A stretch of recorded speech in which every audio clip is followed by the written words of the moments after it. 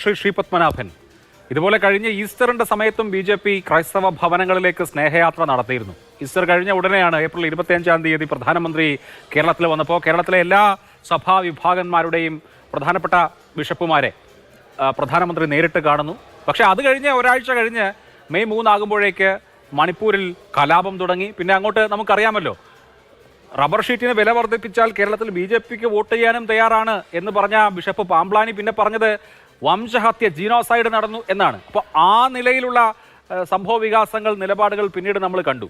അപ്പോൾ ഈ ഉത്സവ സന്ദർഭങ്ങളിൽ വിരുന്ന് കൊടുക്കുക, അതല്ലെങ്കിൽ നല്ല വർത്തമാനം പറയുക എന്നുള്ളത് കൊണ്ട് ക്രിസ്ത്യൻ സമൂഹത്തിലേക്ക് BJPക്ക് കടന്നു കയറാൻ കഴിയുമോ?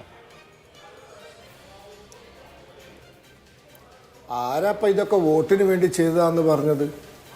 ഭാരതീയ ജനതാ പാർട്ടിയുടെ ഒരു നയമാണ് എല്ലാ വിഭാഗം ജനങ്ങളെയും തങ്ങളിലേക്ക് അടുപ്പിക്കുക എന്നുള്ളത്. അത് കേന്ദ്ര സർക്കാരിനും ആ നയമുണ്ട്, സമൂഹത്തിലെ എല്ലാ വിഭാഗങ്ങളെയും വിശ്വാസത്തിലെടുക്കുക എന്നുള്ളത്. അതിൻ്റെ ഭാഗമായിട്ടുള്ള പദ്ധതികളാണ് നടക്കുന്നത്.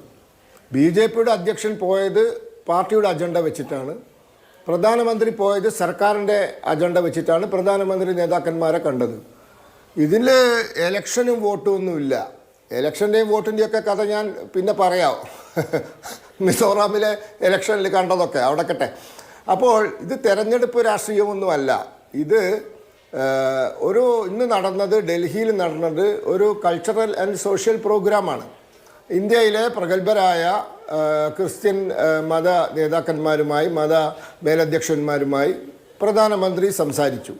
പ്രധാനമന്ത്രിയുടെ ആ സംസാരവും അവിടെ നടന്ന പരിപാടികളുമൊക്കെ ലൈവായി എല്ലാവരും കണ്ടതാണ്.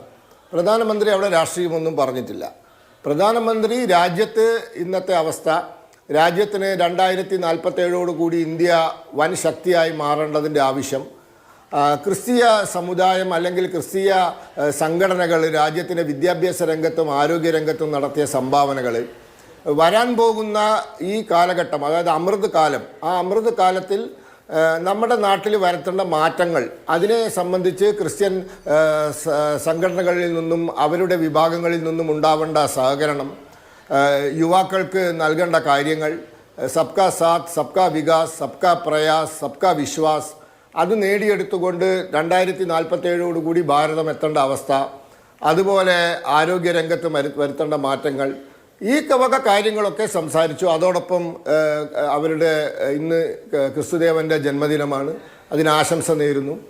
ഇത് ഒരു സാമൂഹ്യ സാംസ്കാരിക പരിപാടിയാണ്. അതിലപ്പുറം ആ കാര്യത്തിൽ ഒന്നും പ്രധാനമന്ത്രി പറഞ്ഞിട്ടില്ല. പ്രധാനമന്ത്രി അങ്ങനെ രാഷ്ട്രീയം പറയുന്ന ആളുമല്ല. അയാൾ രാഷ്ട്രീയം പറയേണ്ട സ്ഥലത്തെ പ്രധാനമന്ത്രി പറയാറുള്ളൂ. അവിടെ പ്രധാനമന്ത്രി പറയുമ്പോൾ അതിന് അതിൻ്റെതായ പ്രാധാന്യമുണ്ട്. ഇവിടെ പ്രധാനമന്ത്രി ഒരു സാമൂഹ്യ ഉത്സവത്തിൽ ഒരു സന്ദേശം കൊടുത്തു എന്നുള്ളതേ ഉള്ളൂ.